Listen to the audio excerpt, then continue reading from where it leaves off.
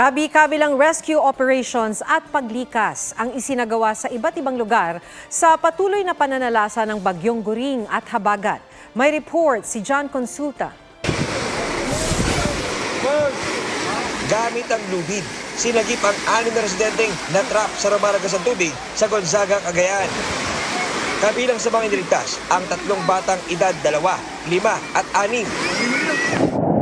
Matindi rin ang baha sa bayan ng Santa Teresita. Ang ilang motor tinulak para makausad sa baha sa Masi Crossing. Pinaghahanda ang 14 na bayang posibleng bahain kapag tumaas sa 10 metro ang tubig sa Cagayan River.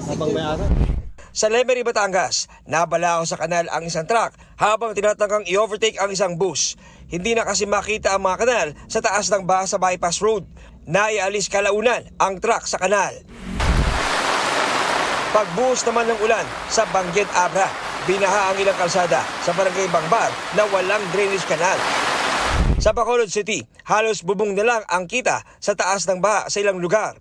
Mahigit 6,000 residente ang inilikas.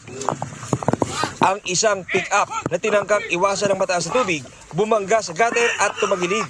Nasugatan ng driver at pasahero.